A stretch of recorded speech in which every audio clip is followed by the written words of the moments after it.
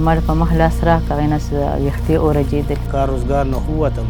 کار نشم کولی، کور والا مې ګنډل کوي. چې ټول به کور شي نو داسې به خپل پلان دی. زامن مې اورېده خو بیا په ځان نه پېژنم.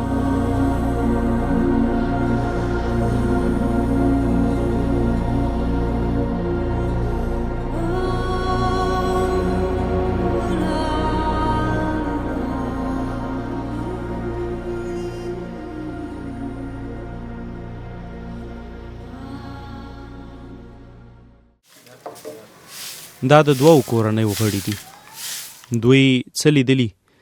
څه یې ګاللي، له کومو ازمېښتونو تېر شوي او اوس د ژوند او وخت پر کوم پړاو دي.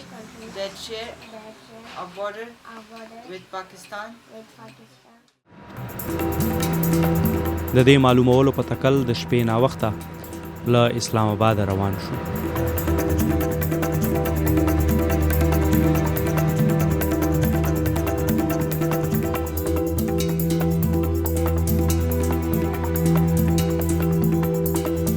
سهار د خیبر پښتونخوا د 400 شیرپاو کلي ته ورسېدو. د پښتونخوا د نورو یو شمېر کلیو په څېر دلته هم زیاتره خلک کروندګري کوي، څاروي ساتي او مزدورۍ کوي. موږ د شیرپاو کلي 2 کورونو ته ورغلو. له خامو خښتو په جوړو دې کورونو کې اوسېدونکي د هغه نه جبرانېدونکي زیان داستان لري چې شاوخوا 10 کاله مخکې یې لیدلی و او تر ننه یې ګالي.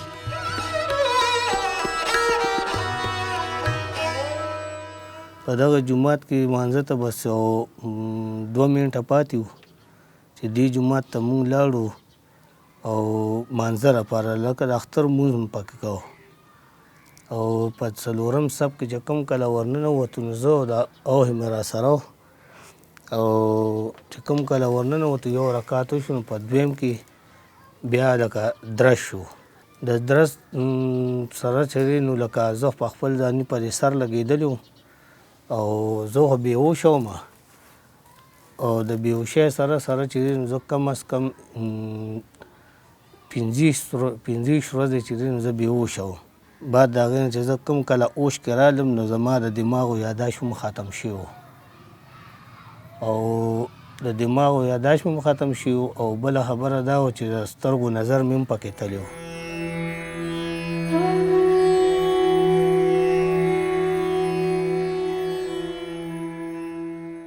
زما پکې سړی شي شو که چې مانځله لاړو نو هلته کې ولګېدو نو هغه پکې شي شو. مونږ هغه وخت کې لکه څوک هم راکرې نه وه، زمونږ نارینه لکه یوازې وه، د ورور سره مې لاړو وه مانځله نو بیا مونږ کره هېڅوک هم نه وه. بیا لکه مونږ د دې ښکته سلمانځو خلکو هغوی یو ته به هم وې روکې ته مونږ دا نارینه راولې، بل ته به هم وې. هغه زما لکه کمزوره خوښې اوس مړه شوه نو هغه بیا لاړه. چې هغه لاړه نو هغه لکه نیت تړلو وه په مانځه باندې نو زما هغه خوښې ویې ویلی زما زوی بچ دی چې هغوی څنګه هغوی ور رمه کړه نو هغه لکه پکې شهید شوي. نو بیا مونږ لکه دا نه څوک نو چې مونږ له لکه راوستې وې کور ته نو بیا لکه پردو خلکو مونږ له کټ یوړو بس هغې لکه راوستو پکې یې راوړو نو لکه د ټکه مړ و، اسپتال ته یې نه دی وړی.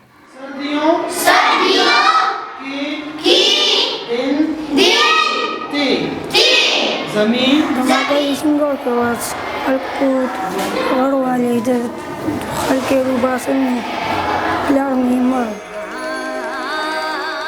ما اوړه هغه ګل درزو شو دا هر څه اوړقېده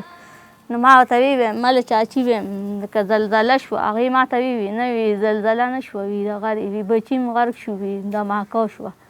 بس هغه خو کمزورې م وه خو لکه ځان یې ورسو مزار ته ورغله او مونږ خو لکه یریدو نارینه قاریږي نو لکه مونږ مزار ته نه ورغلي او بیا لکه پردو خلکو راوړو.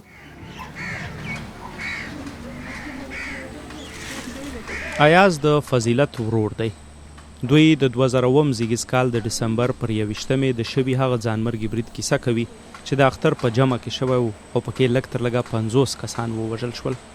ایاز په دې چاودنه کې ژوبل او نابینا شو. د مشال راډیو د مستندو فلمونو د لړۍ په لومړۍ برخه کې د 400 د دې پیښې 2 اغیزمنې کورنۍ تر چاودنې مخکې او وروسته او د خپل وسني ژوند حالات روښانوي. په دوی کې یوه د ایاز خان کورنۍ ده او بله د روشن. د دوی کیسه یوه ده خو د ژوند حالات یې له یو بله توپیر لري. دوی لاړ منزله ووتله او زه رالم د غټې کمرې ته، بس په دې کې یو درز شو. درز سره موږ ووتو. دا مشر لیور خو مې کور کې نه، بل کشر لیور مې کور کې. هغه یو بل کشر لیور مې په جومات کې اسخر مې ولاړو. دوی الله پاک بچ کړو، لکه زما خاوند او بل لیور مې پکې مړ شو. ټول لکه سر ټول سر خپل به همداسې ووتو ټوله. چې هسې لاړو بس هلته دغې مهیره له راوړو، کټ کې اچولو، بیا چې دغلته یې کېښودو. دا مخ باندې یې تور ګړ پروت چې ما په مخ لاس راکړه، هغې نه ویښتې اورجېدل. او بل کشر لیور چې مې مړ دی ناصر، نو هغې هسپتال ته یوړو، هغې بیا وروسته راوړو. او زما دا خاوند یې راوړو، دلته یې کېښود کټ کې، بیا ترې وینې ډېرې زیاتې وې، دې بیا واپس هسپتال ته یوړو، بیا راوړو. جی بس بیا خو پسې پېښ شوي نو هغه وینو کې مونږ لغړېدلو، هغه وینې مې څکلې دي، مخ پورې مې راښکلې دي، بس نه پوهېدو په ځان باندې، بس ډېر زیات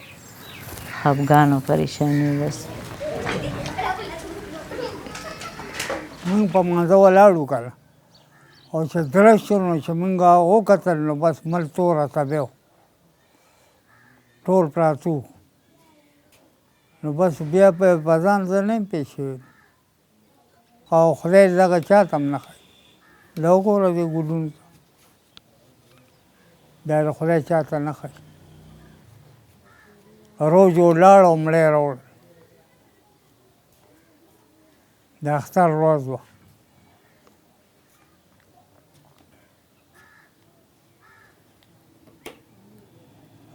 دا آفت و آفت، دا ظالم آفت دی که نه. دلته جوړه کټونه پراته وو. اوس هم دې انټرویو اخیسته، ما ورته اړه نه شو ټینګولی.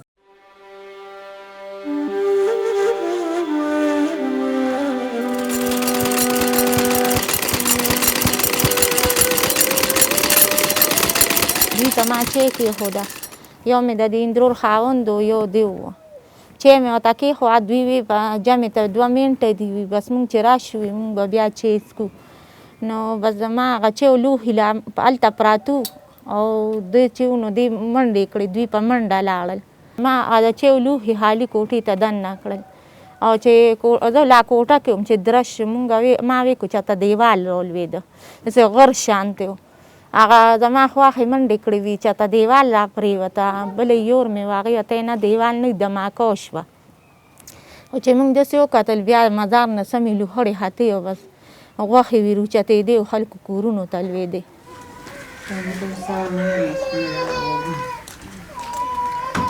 ځینې وخت یې مازغه کار نه کوي، زړه مې کار نه کوي. داسې ګلونه چې چا نه لاړ شم. مور یې ورپسې مړه شوه،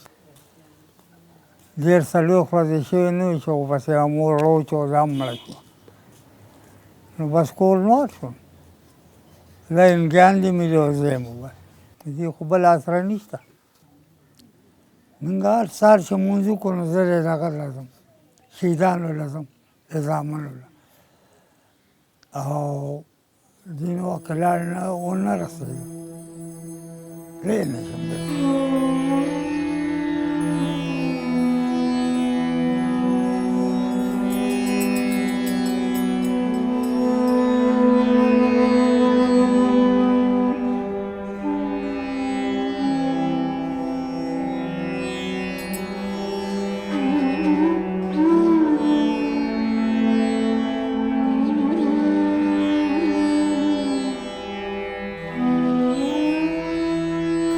بار یادېږي چې مونږ ټول ترګان مې راشي که نه، او هغوی کور کې نه ناستې، بس بیا چې ټولو ته ګورم بس خفه شم. ټول ناستې راته دې محتوي ته ما سره خبرې نه کوي، زړه مې نه غواړي چا سره.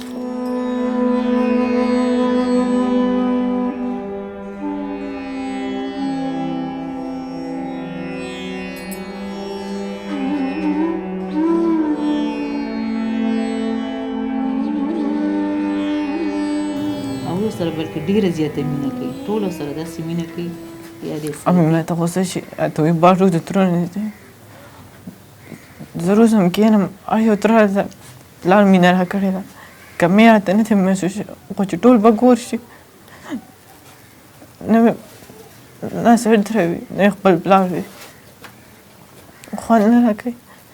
دې ما ته غوسه شي په باوجود هم زه لاړ شم کمره کې کښېنم نه روزم یا سبق وي که سبق نه زیاتره پاپا مې ډرایینګ کو بس ډرایینګ کوم هغې ته ناست یم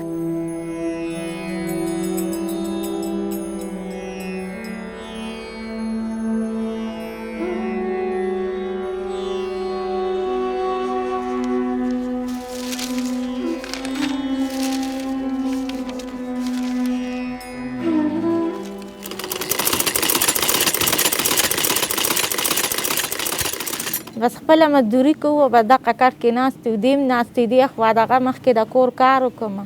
د بچو دغه وکړم د هغې نه پس زه مشین ته کښېنم مشین کې څه کار مار کړی هم کوو کونی بس خپل کارونه هم کوو خاوند مې هم داسې د ده حفاظت خدمت هر څه کوو مجبوري هم ده ګینې زما ته دونه تکلیف دی چې زه د اوس هم ناسته یم زه یم که زما د ملا کې غوښې دي سمدانه دردونه کوي زما ملا زما خاوند چې کله روغ و نو ماله ښه چل راته مال د جینکوالۍ د نارینو چل راځي د زنانو د ګنډلو هم راځي د سیټونو چې نومې شي وی دغه نو ماله هغه هر څه راځي خو چې زه راواده شوم ده وی ته به مشین کار نه کوې ماله روڼو هر څه کړي خو مشین یې پکې نه و کړی بس چې دا دماکو شوه نو بیا موږ ته ډېر تکلیفات و نارې به راباندې تېرېدې او ډېر بد حالات مو زمونږ نیکانو ماله دا مشین واغېسته او بس په هغې مې بیا خپله مزدوري شروع کړه مشکلات راته ډېر دي نو کوم مشکلات به زه تا ته ویم که نه د ماکې نه وروسته ما ته دا ټول کور پرېوتی و او دا ما دې خاوند زما په مونږ ووهه دا دیوالونه مونږ والي دي ټول ما او ده والي دي ده به راته په دې سترګو خټې کولې او هغه ماشوم زوی چې دا ما هغه ډېر بهادر انسان و هغه به را لار سره وړل او ما به دیوالونه وهل ماما یې څه وکړه وه هغې له تلي وو په لاره کې اکسیډنټ وشو هغه پکې ولګېده نو موږ خو لږه ډېره کوشش وکړو چې د بچ کېدو لپاره خو هغه ولې هغه د سارک کټ و د ماکې نه دی چې دی یو 15 شپې وروستو شوی یم زه په هسپتال کې وم چې دی خدای پاک ماله راکړي او اوس حالت کې تقریبا دی 4 کال روان دی چې وفات شوی دی خو لکه ولې ما د هغه نه مخ ودي د نه نور څه داسې خو لکه غم خو دی که د اولاد چې دی نو دا د زړه میوه ده او کوم کله چې اولاد دې داسې خو بیا نور هم سخته شي تېر وخت خو ډېره خوشحالو وختونو به هم لا چا نه هېرېږي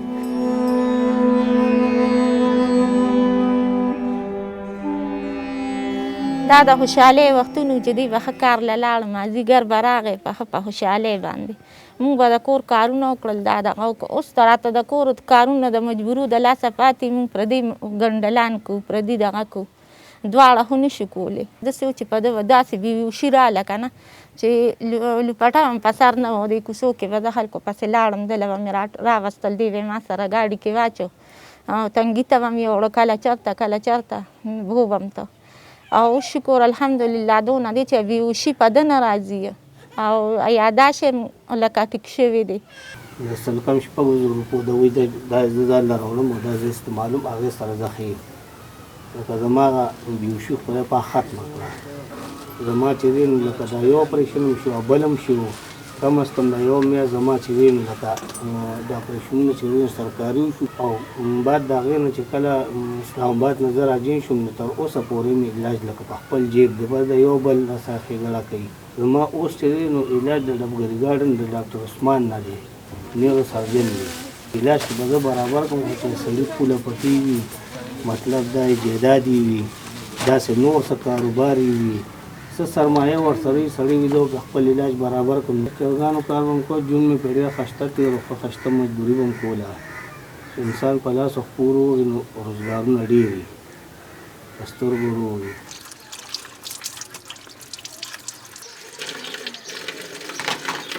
غریبي د هغه شان ژوند خو ډېر ښکلي ژوند دي چې انسان خاوند جمدي لکه ډېر ښایسته ژوند دي خو ښکلی ژوند اوس بس داسې ژوند دی چې خپل ټیم موږ پاس کوو وخت تېرېږي که نه لکه لیورونه مې د هغوی هم غریبانان دي بچي هم لکه بچي دي دا یو سخر مې دی بس دی راله څه کار روزګار راله کوي او موږ لکه را پیدا کوي دی هم راته اوس ناجوړه دی او بیا لکه دا زوی مې اوس لکه د 8م کلاس دغه کې و بس په دا اچانک بیماري راغله په سر باندې درد و او بیا م هسپتال ته بوتو بیا علاج ته م بوتو داخل م کو او په سر درد و بیا ته اپریشن ولیکه اپریشن یې وله وکړو بس څه چا نه قرضونه او چا نه هم داسې غوښتي وو بس لکه که نه ډېر زیاتې پیسې پرې ولګېدې خو غریبي وه بس یو بل نه م راغشتې قرضونه م کول او چا راله هسې خیراتي داسې راکولې راله بس بیا چې دی نو جي دلې اپریشن وکړو د ده اوس جي د یوې سترګې نظر تللی دی یوه نه لګي نو هغې سره بس د هغې اپریشن سره د سترګې نظر تللی دی د یوې Of an area and show countries. په سر کې رسولی وي رسولی وي او هغه رسولی سره خوا کې چې کوم آی سایډ وي چې نو هغې کړکۍ هغې زوړه شوې هغې بیټري بالکل ډاون شوې ده 3 میاشتې سکول ته نه یم تللی د دې په وجه ما 1 سال مس شو هغه زما اگزام ورکاوه زما ټول ملګري ما نه مخکې شو زه د هغوی نه شاته پاتې شوم او یو دا ما ته بالکل لیکل نه ښکاري نه راته لیکل ښکاري چې ګورم ورته نو سترګې مې تته کېږي په سر مې درد شي وژه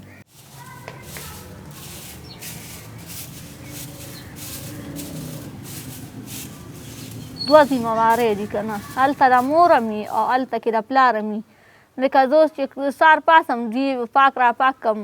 چای روټۍ ورکړم دوی سکولونو ته ورېږم بیا زه کور کې کار راټول کړم بیا وله وځم لکه د نارینهو شان لکه پردي خدمت وله وکړم نو بیا چې لکه کور ته راشم بیا د چای روډۍ غمي نو هغه زه دوی بیا ماړه کړم ښه چې بار ته وځي لکه دغه یې سعودي راسره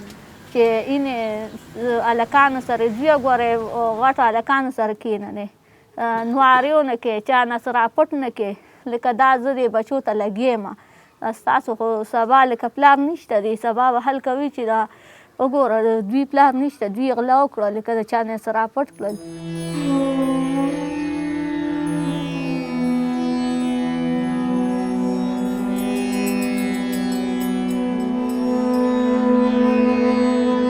اوس خو ژوند ګران دی که نه چې نارینه وي نو چې څه لکه ورته وی نو هغه به تاسو له کوي لکه راوړي به او چې نارینه نه وي نو بیا خو لکه چاته نشي ویلی لکه زمونږ ډېر خپل دي خو چاته داسې نشو ویلی چې پک لکه چې مونږ له دا شیزو کې که مخکې واړو بیمارېدونه اوس بیمارېږو هر وخت ناجوړ سر نه درد نه ځي یو ټیم هم به سر ټیم په سر ځړي او بوجي د شپې خوب هم نی دغه شان بس ایخ په ایخو دروازې میخه او د شپې د کونډې مثال خو د هغوی د یا دیوان نه بیاري یا د هر څه نه به ځان ساتي نو مونږ نشو وتی چې اومځې نو حل کوي وي دا لکه څه پسې لاړه او دا څه پسې لاړه او زمونږ مجبوري ده لکه واړه بچي م دي تازه راباندې ډېرې سختې وي یا زه ما د دې رور نظر نه لګي د ده خراب هم دي ما به بچي دلته راولېږل ما ورته ویم ډېره مامونه ځان له ډوډۍ راوړې دوی به یو ډوډۍ لاس کې نیولې وه او لکه هغه به دوی مال راوړه نو هغه به ما لکه 4 حصې کړې دې بچو له به ما ورکړه دوی به ما ته وی بېبې ته نه خورې ویم نه که نه ویم چې تاسو ماړه شئ نو زما خیر دی زه نه خورم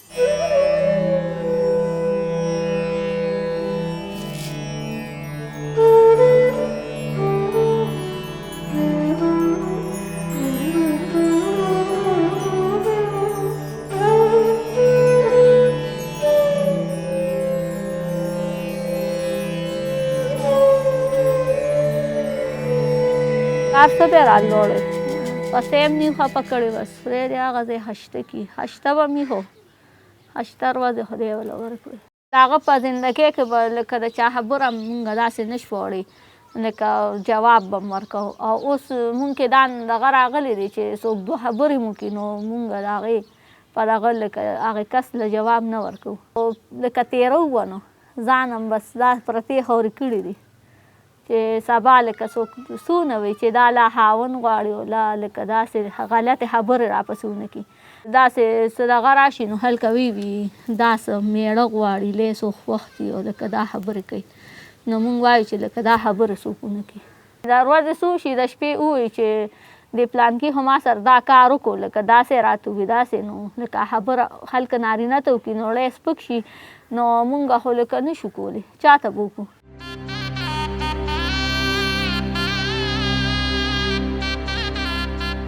سړی راوړې وه دا کار یو شیز یې راله چې راوړی دی هغه نښې پرتې دي اوس هم. دوی ته ویم د پلار ګړی هغه به ویم تا چې لور ته ویم دا به تا چې دماغه ویم بس زه پې څه کوم هغه هماغه شان پرته ده.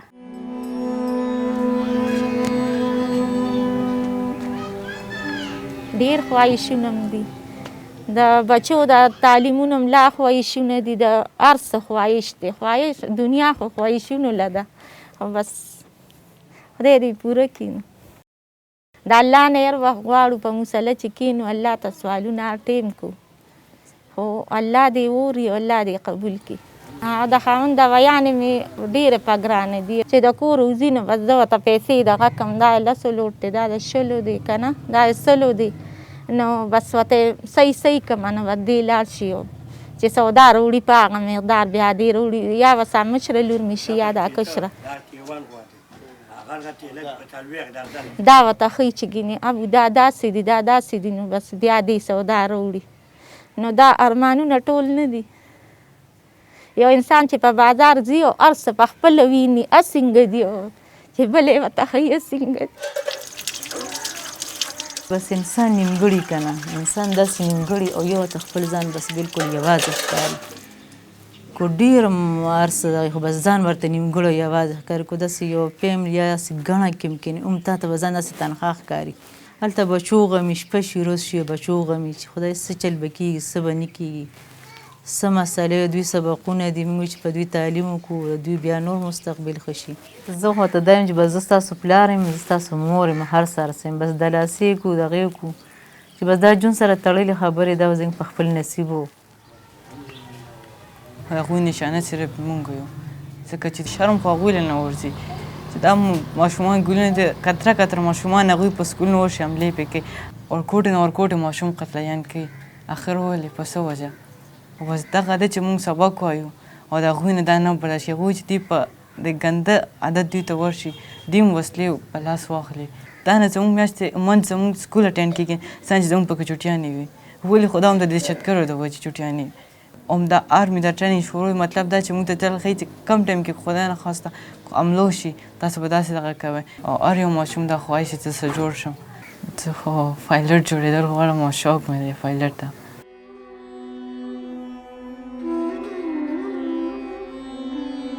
وخت به دا وښیي چې کاشان د ژوند موخو ته په رسیدو بریالی کیږي او که نه.